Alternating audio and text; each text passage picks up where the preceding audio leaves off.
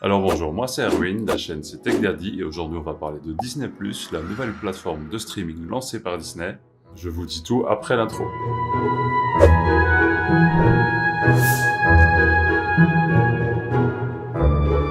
Alors jeudi dernier, Disney a tenu une conférence pour ses investisseurs et a surtout beaucoup parlé de Disney+. Alors pourquoi ces investisseurs? Tout simplement parce que Disney+, c'est une façon pour Disney de rentabiliser son catalogue qui grandit d'année en année, surtout avec les nombreuses acquisitions qu'ils ont fait ces dernières années. Et donc ils expliquaient à leurs investisseurs comment ils vont faire de leur catalogue une mine d'or encore plus que ça ne l'est déjà. Ce nouveau service de streaming est clairement là pour concurrencer les acteurs actuels comme Netflix, Hulu, Prime Video, même YouTube Premium, et j'en ai probablement oublié encore plein d'autres. Alors on va commencer par l'interface. L'interface est vraiment très jolie, elle est top, elle ne change pas énormément de ce qui s'est vu, notamment chez Netflix, Hulu, Prime Video. L'interface est relativement simpliste, mais elle est claire, elle est nette, elle est efficace, elle est ergonomique, c'est tout ce qu'on lui demande. La seule différence par rapport à sa dernière plateforme, c'est peut-être la première section de la page d'accueil qui présente les différentes marques, les différents catalogues sur lesquels vous pourrez aller visionner du contenu. Ces différents catalogues sont Disney, Pixar, Marvel, Star Wars et National Geographic. Oui, National Geographic. Ensuite, la deuxième section, c'est recommandé pour vous. Donc c'est là que Disney va probablement faire comme tout le monde, à implémenter un algorithme pour déterminer ce que le profil connecté veut voir par la suite. Et ensuite, la troisième section, c'est continuer à regarder.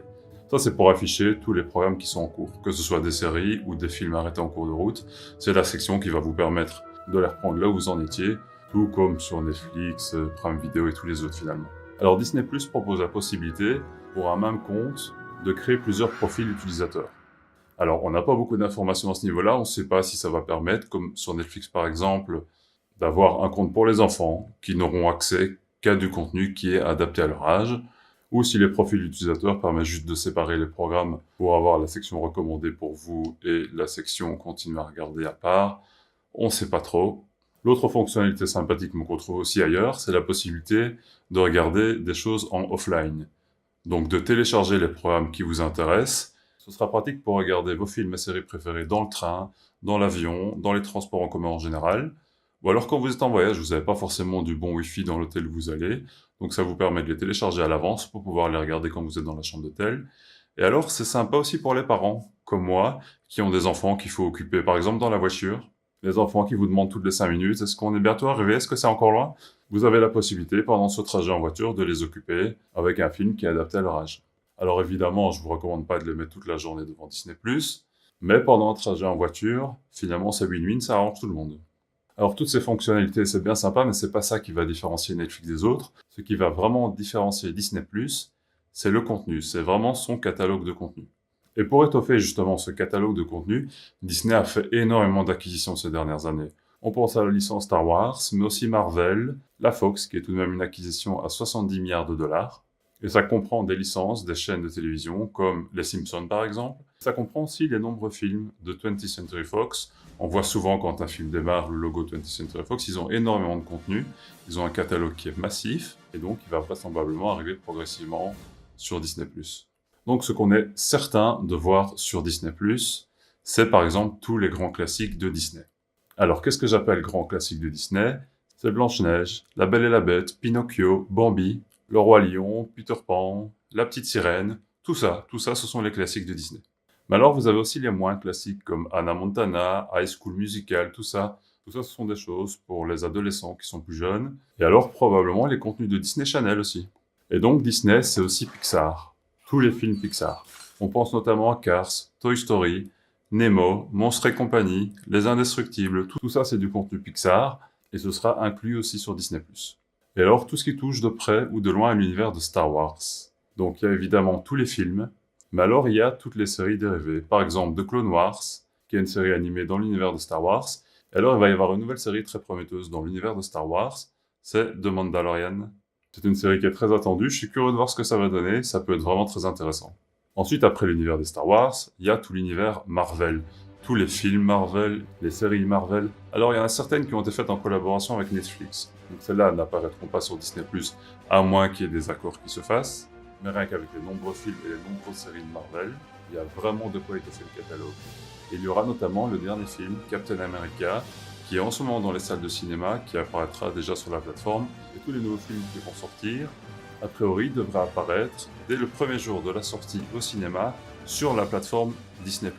Et ça va clairement participer au succès de Disney+.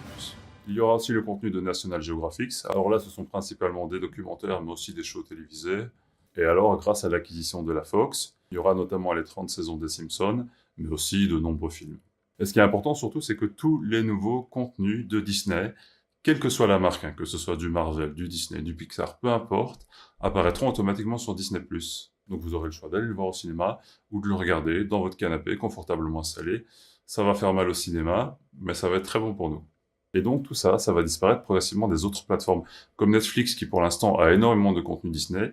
Il y a déjà beaucoup de contenu qui a été supprimé de chez Netflix, et Disney va continuer progressivement à retirer son contenu, à clôturer les différents accords, à ne pas renouveler les licences, pour que tout le catalogue de Disney disparaisse de Netflix et apparaisse progressivement sur Disney+. La grosse déception, je dirais, c'est que tout le contenu qui sera sur Disney+, ne sera que du contenu family-friendly. Ça veut dire que par exemple Deadpool, qui appartient pourtant à Marvel, n'apparaîtra jamais sur Disney+, mais sera envoyé sur Hulu, qui appartient à 60% à Disney. Mais Disney a aussi annoncé du nouveau. Il y aura 4 nouvelles séries. 3 dans l'univers de Marvel et 1 dans l'univers de Star Wars.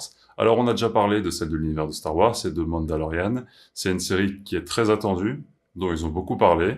Alors il y a 3 séries Marvel. Moi je suis pas très Marvel personnellement, donc je les attends pas. Mais je suis là pour vous donner des informations. Donc il y aura premièrement WandaVision. Ensuite il y aura Falcon and the Winter Soldier. Et alors Loki, le frère de Thor. On va parler maintenant de la date de lancement. C'est prévu pour le 12 novembre 2019. Donc pour la fin de l'année. Par contre, c'est aux États-Unis. En Europe, la plateforme a été annoncée pour début 2020. Mais là, pas de date précise, on sait juste que ce sera pendant la première moitié de l'année. Disney avait annoncé il y a plusieurs semaines que l'offre serait moins chère que celle de Netflix. Alors on s'attendait à une petite dizaine d'euros pour pouvoir s'y abonner. Mais ils ont décidé d'être beaucoup plus agressifs que ça. Et donc le prix, aux États-Unis, j'insiste, ça c'est aux États-Unis, sera de 6,99$ par mois ou 69,99$ par an, ce qui revient à 5,80$ par mois. Ça correspond à peu près à la moitié du prix de l'offre standard de Netflix. Donc Disney est vraiment agressif sur le coup. L'objectif, c'est probablement, comme la stratégie de Netflix à la base, c'est d'avoir un prix qui est le plus bas possible pour attirer un maximum de gens, tout en étoffant le catalogue et progressivement en augmentant les prix d'année en année. Netflix est en train de le faire. Ils ont déjà augmenté leurs tarifs considérablement et ils vont continuer à le faire. Et a priori, je pense que Disney va suivre la même route. Pour l'instant, ils sont en train de nous attirer et puis les prix vont monter. Et donc, la conclusion de tout ça, Disney+, ce sera un catalogue exceptionnel pour un prix extrêmement bas. Mais il faut comprendre que ce sera que du contenu family-friendly. Donc ne vous attendez pas à du contenu violent, ne vous attendez pas à des scènes de choses. Ici, on est vraiment sur du family-friendly, des programmes à regarder avec les enfants. Alors, il y a des programmes qui sont dédiés aux enfants, et alors des programmes à regarder avec les enfants. Tout ça, ça va se trouver sur la plateforme. Et donc, du coup, si vous n'avez pas d'enfants, déjà l'offre perd beaucoup d'intérêt. Alors, il y a toujours beaucoup de contenu. Le contenu Marvel, c'est pas forcément pour les enfants.